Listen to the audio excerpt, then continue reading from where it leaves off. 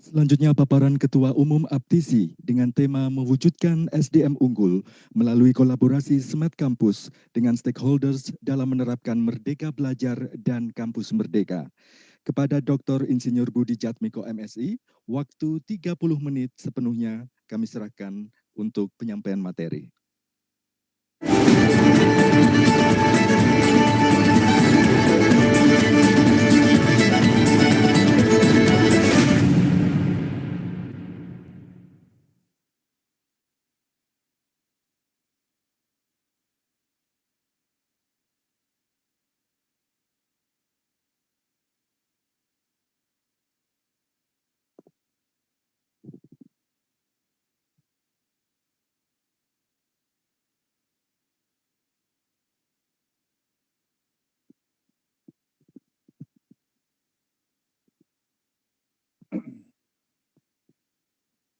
Bismillahirrahmanirrahim.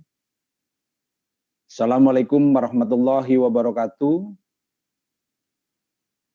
Selamat pagi dan salam sejahtera buat kita semua yang terhormat dan yang kita banggakan bersama Prof. Zainal Ahasibuan yang dalam hal ini sebagai Ketua Umum Aptikom dan yang terhormat Profesor Dr. Nizam sebagai Dirjen Dikti dan hadirin yang dimuliakan Allah.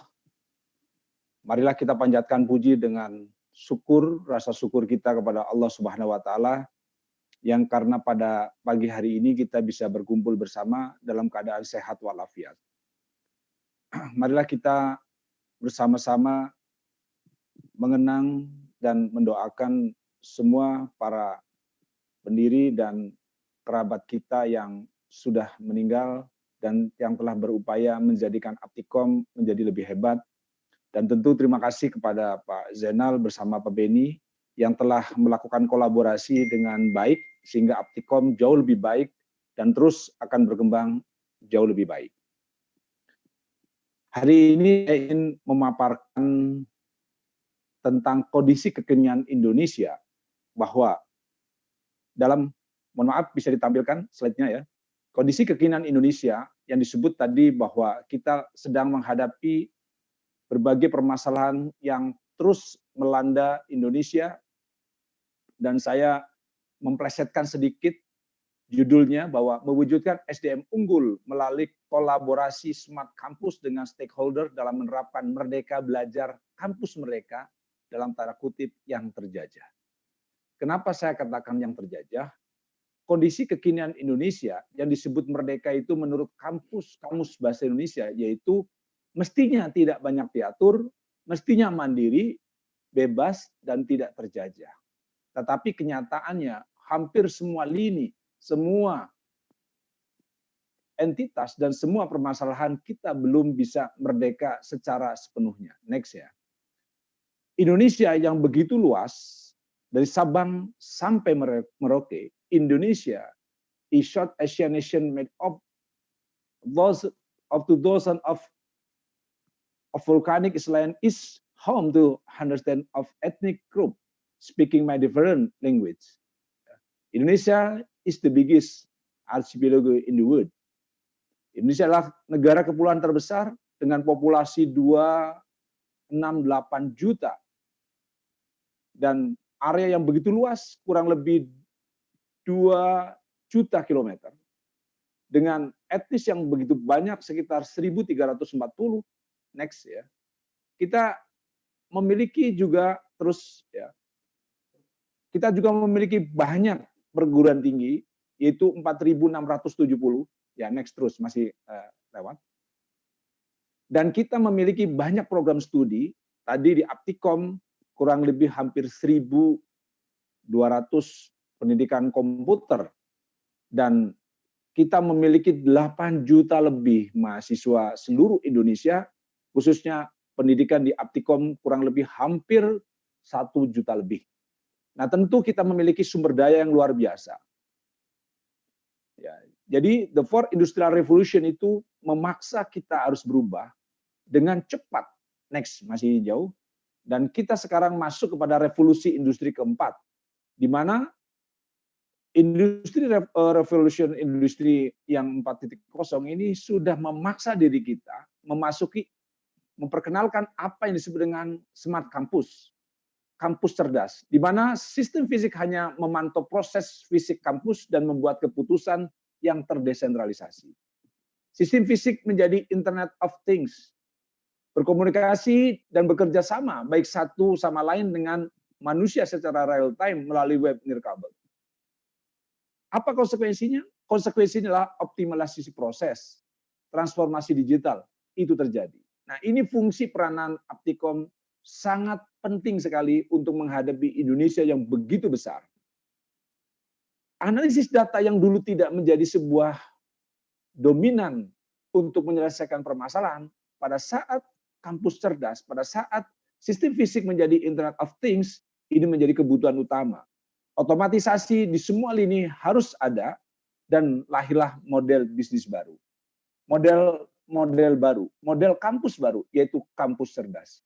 Saya masih ingat di tahun 2016, saya mengatakan bahwa di Rakornas Aptikom di Lombok, saya mengatakan bahwa akan hancur kampus-kampus berbasis tembok dan lahir kampus cerdas berbasis cloud di awan. Next ya, udah jauh. Sehingga ijazah universitas terus tidak diperlukan lagi, terus.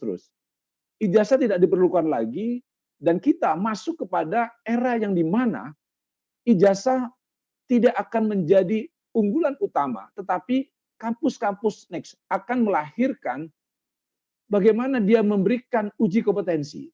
Uji kompetensi ini yang menjadi syarat ya untuk masuk ke dalam dunia kerja. Kampus kita yang konvensional sudah bergeser next ya menjadi web service terus. Nah, ini akan menjadikan back to the future, digital disruption trend. Next. Kita lihat self-driving car, ada smart city, ada connected health, ada robotic assistant, ada smart home, ada smart campus. Ini semua akan bergeser terus. Terus bergeser, dan siapa yang paling berperan? Dari sekian banyak asosiasi perguruan tinggi, kebetulan saya menjadi salah satu pembinanya, misalnya Aptikom, kesehatan, hukum, teknik, dan lain sebagainya. Saya di dalamnya menjadi pembina. Semuanya adalah bergeser ke arah yang lebih baik. Masuk ke dalam digital disruption. Terus ya. Di situ kita lihat, what happening in the campus. Apa yang terjadi di kampus kita? Next. Kampus kita yang dulu sekarang next terus. Berubah. Ya, dunia CIO telah berubah secara massal dalam 5 tahun terakhir dan 10 tahun terakhir. Kita berubah. Next. Kampus di masa lalu melindungi karyawan, dosen, dan lain sebagainya. Terus next. Sekarang sudah tidak ada lagi. Kampus-kampus ini akan bergeser di berbagai negara-negara di dunia. But all of that has changed. Tapi semua telah berubah. Tapi semua sudah berubah. Kampus-kampus ini berubah menjadi kampus-kampus zaman now. Menjadi cloud application. Semua ada di awan. Nah, siapa yang paling berperan utama? Yaitu Aptikom. Yang berperan adalah para ahli-ahli komputer. Siapapun yang memiliki ilmu pengetahuan tanpa memiliki ilmu pengetahuan IT, mereka akan tersisihkan. Para dosen yang tidak memahami tentang teknologi IT juga akan tersingkir. Siapapun mereka yang tidak bisa akan tersingkir. Kampus konvensional akan berbasis tembok hancur. Lahir kampus-kampus baru yang berbasis IT.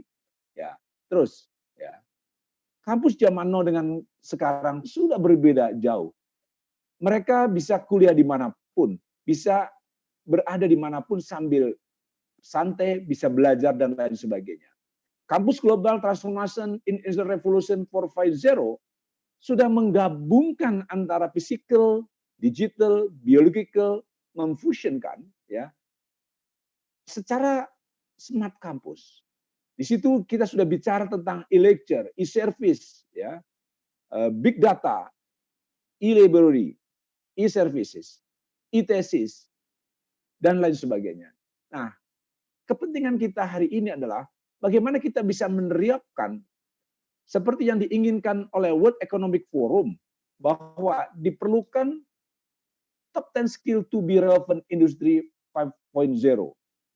Keterampilan yang relevan di industri 4.0, di mana kita harus mengajarkan tentang complex problem solving, critical thinking, creativity, people management, coordinating with other, emotional intelligence, service orientation, negotiation, cognitive flexibility, dan bagaimana kita menerapkan itu semua di dalam IT base. Complex problem solving di mana kita harus mampu memecahkan masalah yang asing yang belum diketahui solusinya di dalam dunia nyata. Dan dunia kampus sekarang sudah merajai semua ini. Tetapi kenyataannya kita masih rendah social skill-nya. Kemampuan untuk melakukan koordinasi, negosiasi, persuasi, mentoring, kepekaan dalam memberikan bantuan hingga emotional intelligence yang tadi Bang Ucok katakan, kita baru masih memberikan transfer of knowledge. Kita belum memiliki ilmu pengetahuan yang diterapkan langsung kepada masyarakat. Ini penting sekali pada kita semua. Next ya, masih jauh. Terus. Bagaimana skill industri masa depan di mana cognitive ability, system skill, complex problem solving, content skill, proses skill harus dimiliki oleh setiap mahasiswa kita. Next, terus terjadi pergeseran kebutuhan jenis pekerjaan. Kebutuhan pekerjaan sekarang berbeda dengan kebutuhan yang lalu. Kesalahan kita terbesar adalah kita diam pada saat dikti. Kemendikbud pada saat itu lambat mengantisipasi perubahan-perubahan semacam itu. Seperti halnya undang-undang kita, permen kita masih gaya-gaya lama tetapi belum bisa menyelesaikan. Siklus profesi baru di masa depan sudah berubah. Ya, dari profesional triber, dari cloud arsitek dan lain sebagainya, ini sudah berubah. Profesi baru terkait Internet of Things. Tetapi program studi kita, dikti kita, Kemendikbud kita belum berubah. Mohon maaf, ini masalah sangat-sangat penting sekali kita bicarakan di semua lini. Teknologi pembangunan sistem industri 4.0